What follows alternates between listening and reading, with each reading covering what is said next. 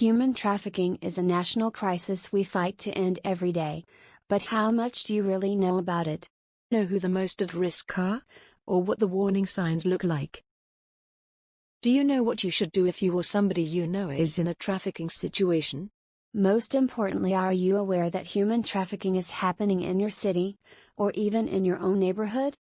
Human trafficking is happening everywhere.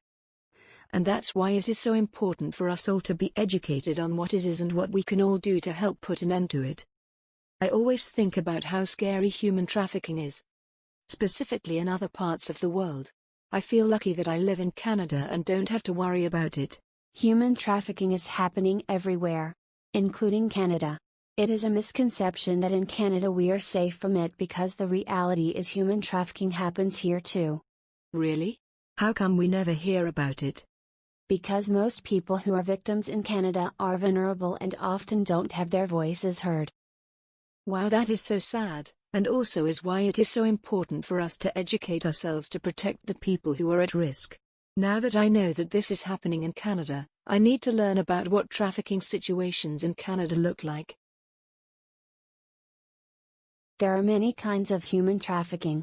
The one we hear most about is sex trafficking, which is control and exploitation of a person for sexual services. Forced labor is a type of human trafficking that involves the exploitation of workers, and oftentimes those at risk cannot come out of such exploitation because they feel that they do not have a choice. Sometimes they may even be unaware that they are being exploited. There is another form of human trafficking called domestic servitude. Domestic servitude is when live-in help is used to cover up exploitation and control over someone. Usually the one providing the live-in help is someone from a different country. This quickly can become a form of enslavement, because oftentimes these workers are not able to leave on their own will due to their legal status in the country. Forced marriage can also be a form of domestic servitude. I have heard a lot about the refugee crisis. A lot of people from my home country go through dangerous routes because circumstances force them to leave their homes. And many times, these refugees are very vulnerable to human trafficking. I can't even begin to imagine the difficulties that refugees face, but I can see how they would be more at risk to human trafficking. Many of these people migrate because they are looking for opportunities that simply do not exist in their origin country. And sometimes, they are unaware that they are even being exploited. They may feel that something is better than nothing. By exploitation, I don't just mean payment below minimum wage. It can be even worse than that. Trafficking by labor exploitation can be many things. This includes being deceived, isolation, intimidation, threats, and documents being taken away from vulnerable individuals. Sometimes these workers are not paid at all. They also experience unjustifiable deductions of wage, fraudulent recruitment fees, and in some cases, being sold to other employers. It is dehumanizing and it actually happens a lot. We just never hear about it because the victims often do not feel that they can speak up. And you are telling me that this happens here? In Canada? It is a hard pill to swallow. Canada has a huge problem with migrant workers. There are so many migrant workers being brought into Canada on a temporary basis. They often have little to no labor rights. This leads to harsh conditions of work and situations in which they cannot speak up, because there's little employment options for them.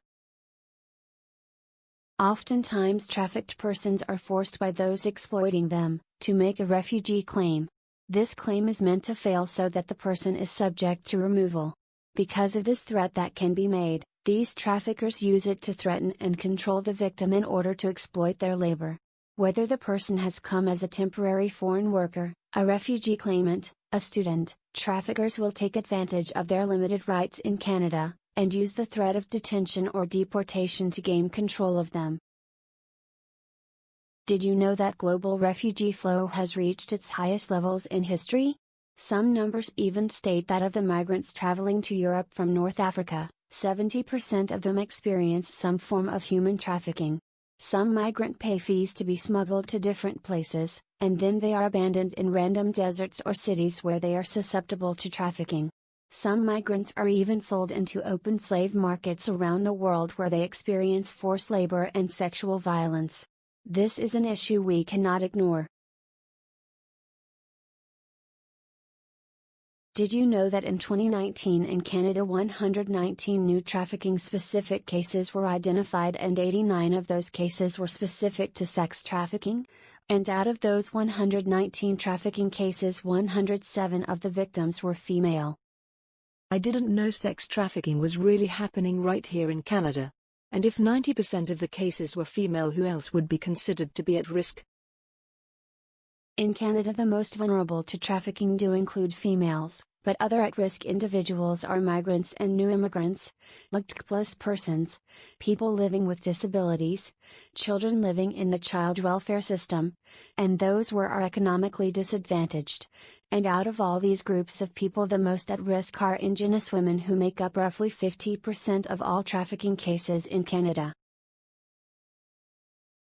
But if Indigenous women only make up 4% of Canada's population, how can they make up 50% of the trafficking victims? The sad result of colonialism and discrimination has left the population of Indigenous women and girls in Canada with a lack of social support services, leaving them at a much higher risk of being recruited into trafficking situations. When it comes to recruitment for human trafficking, there are many different types of recruitment to be aware of. One of the methods is referred to as the boyfriend recruitment. This type of recruitment usually involves a trafficker approaching a victim and creating a relationship involving special treatment such as gifts and fulfilling lifestyles. These are intended to make the victim feel dependent on their trafficker. The emotional dependency created through the boyfriend method often leaves the victims feeling unable to cut ties with or report their abusers and exit the cycle of exploitation. A large method for trafficking comes from the online recruitment of young girls and women through the use of the internet. In this method, the trafficker often promises a better life for the victims to manipulate them into trusting them. Other methods commonly used include false job advertisements, seduction and romance, lies about educational or travel opportunities, recruitment from other victims, abduction, or even sales through families. Now that we know more about human trafficking, let's talk about the signs to look for if you think somebody might be in this situation.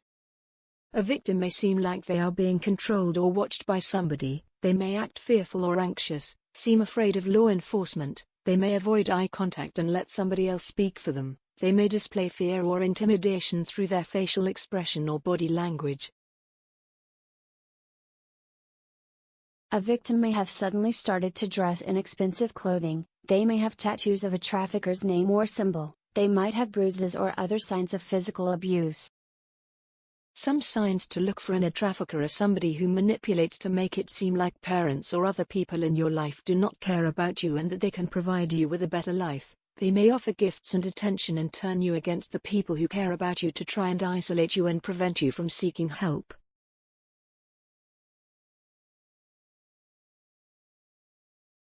Now it's time to talk about what we can do to help put an end to human trafficking.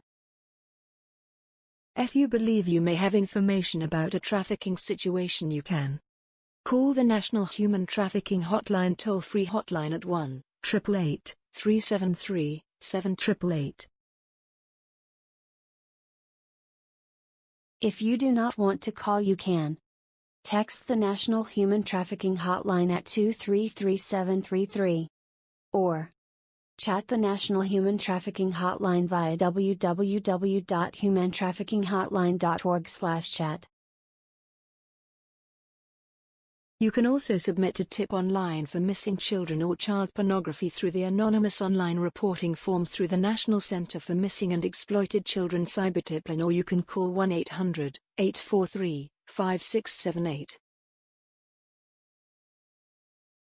You can find more resources on how you can help listed in the description box below. Thank you for taking the time to learn more about human trafficking in Canada. Together we can help put an end to it.